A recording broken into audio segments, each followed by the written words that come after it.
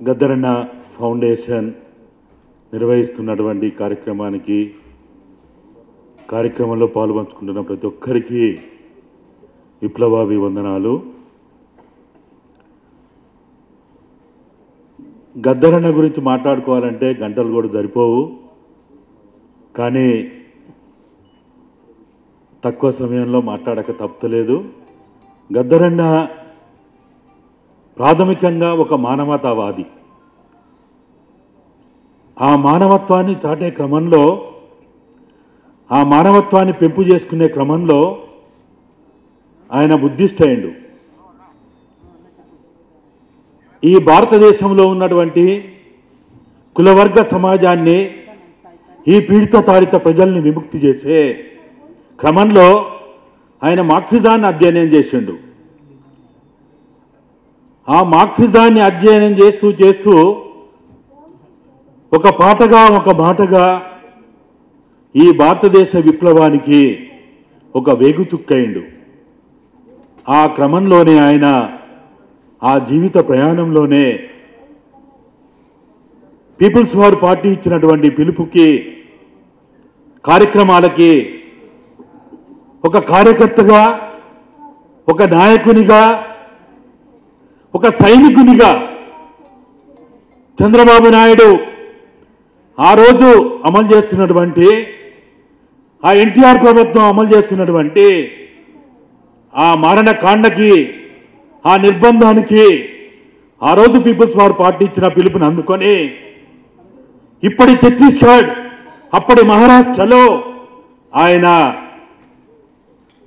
విప్లవోద్యమ సైనికునిగా, సాంస్కృతికోద్యమ సైనికునిగా మా అందరికీ ఒక ఆదర్శప్రాయమైనటువంటి ఒక అడవి బిడ్డగా, ముద్దు బిడ్డగా, దండకారణ్య బిడ్డగా ఎదిగినటువంటి ఆ గద్దరన్న అదే పార్టీ మళ్ళా తిరిగి 1990లో నీవు బయటికి వెళ్ళి ఒక సాంస్కృతికోద్యమాన్ని నిర్మించు, ప్రజా ఉద్యమాన్ని నిర్మించు, పీడిత తాడిత ప్రజల యొక్క విముక్తి కోసం నీవు పట్టణాల్లో, పల్లెల్లో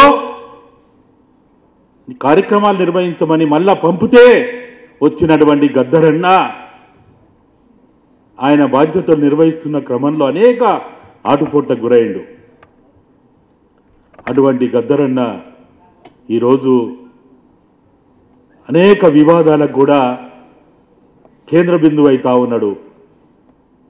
ఆయన చాలా సందర్భాల్లో అంతిమ రోజుల్లో తీవ్ర ఘర్షణకు గురవుతున్నప్పుడు ఏకాంతంగా కొన్ని గంటల కొద్దీ మేము మాట్లాడుకున్నాం. ఆయన పార్టీ రిజిస్ట్రేషన్ చేసేటప్పుడు కూడా, ఢిల్లీకి పోయే ముందు కూడా ఇదే ప్రెస్ క్లబ్లో కొన్ని గంటల కొద్దీ మాట్లాడుకున్నాం. ఆయనకి తీవ్రమైన నిరాశ నిస్రోల్లో ఉన్నప్పుడు నేనున్న ఆదర్శ్ నగర్ ఎమ్మెల్యే క్వార్టర్స్కి వచ్చి ఎంతో చర్చ చేసేవాడు. అందుకని నేను గద్దరన్నని ఒక విప్లవకారునిగానో, ఒక మార్క్సిస్ట్గానో, ఒక కమ్యూనిస్ట్గానో, లేకపోతే ఒక అంబేద్కరిస్ట్గానో, ఓ బుద్ధిస్ట్గానో కాకుండా ఒక మానవతావాదిగా, ఒక గొప్ప వ్యక్తిగా నేను చూడాలనుకున్నా. నా నిజ జీవితంలో, నా జీవితంలో నేను 1985లో బాంబ్లాస్ట్కి గురయ్యి, ప్రమాదానికి గురయ్యి కొన్ని వందల కిలోమీటర్లు ప్రయాణించి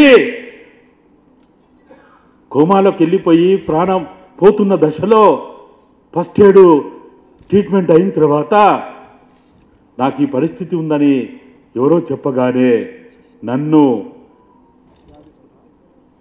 వెంటనే తీసుకురమ్మని నేను దగ్గరుండి ఆయనని కాపాడుకుంటా, ఆయన బతికించుకుంటా, ఆయన విషపూరితమైనటువంటి ఆ శరీరాన్ని నేను ట్రీట్మెంట్ చేస్తా అని చెప్పి నన్ను తెప్పించుకొని నాకు పెద్ద పెద్ద హాస్పిటళ్లలో ట్రీట్మెంట్ చేసినటువంటి గొప్ప మానవతావాది గద్దరన్న. ఆ రోజు గద్దరన్న ఇంకా ఆ ధైర్యం చేయకపోయి ఉంటే, ఆ సాహసం చేయకపోయి ఉంటే ఈరోజు నేను ఈ వేదిక మించి గద్దరన్న గురించి మాట్లాడే అవకాశం నాకు దక్కేది కాదు. ఇట్లా చరిత్రలో గద్దరన్న ప్రతి మూల మలుపులో నేను భాగస్వామునైనా. 1994లో 95లో ఆయన క్రైసిస్ గురైనప్పుడు మల్లన్నకు తెలుసు ఏం పాత్ర పోషించడమో, ఏ విధంగా మళ్ళా ఆయనని ఆ మూల మలుపుల్లోంచి బయటికి తీసుకొచ్చినామో. ఇక్కడ ఇంతకుముందు పాట పెట్టిండు, అమ్మా నా తెలంగాణ అని. అమ్మా నా తెలంగాణ అని గద్దరన్న పాట రాయడానికి సుమారు 1.5 రోజులు టైం పట్టింది.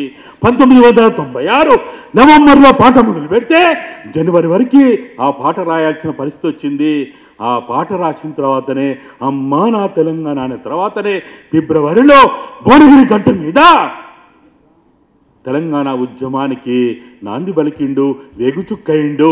అక్కడి నుంచి మొదలైనటువంటి 1997 ఫిబ్రవరి మార్చిలో ప్రారంభమైనటువంటి ఆ ఉద్యమం ఇవాళ ఒక రాష్ట్రం ఏర్పడి ఇవాళ ఒక రాష్ట్ర పరిధిలో, అది భౌగోళికంగానే కావచ్చు, ఆ రాష్ట్ర పరిధిలో ఆ రాష్ట్రం ఒక సింబల్ మీద ఇక్కడ గద్దార్ ఒక వేడుకలు జరుపుకునే, జయంతి వేడుకలు జరుపుకునే పరిస్థితి వచ్చింది. కాబట్టి గద్దరన్నని మనం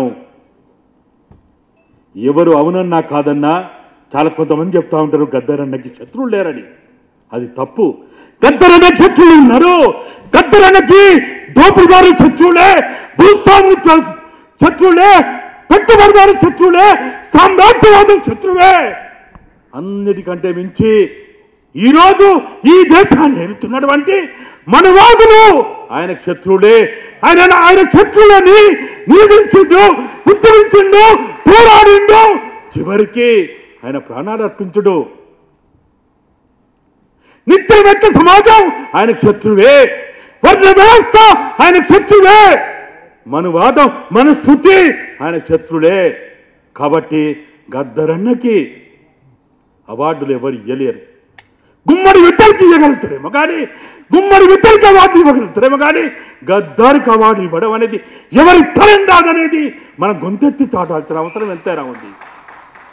గద్దరంటేనే ఒక తిరుగుబాటు, గద్దరంటేనే ఒక ఉద్యమం, గద్దరంటేనే ఒక విప్లవం. అటువంటి విప్లవానికి ఎవరో అవార్డు ఇవ్వగలుగుతారు? వీళ్ళు ఇవ్వగలుగుతారా? ఈ మనవాదులు ఇవ్వగలుగుతారా? ఈ మనస్ఫూర్తిని ఆరాధించే వాళ్ళు ఇవ్వగలుగుతారా? డాక్టర్ బాబాసాహెబ్ అంబేద్కర్ రాజ్యాంగాన్ని తుంగలు నొక్కాలనుకున్నటువంటి ఈ భారత పాలకులు గద్దరన్నకు అవార్డు ఇవ్వగలుగుతారా? ఇచ్చే సాహసం చేయగలుగుతారా?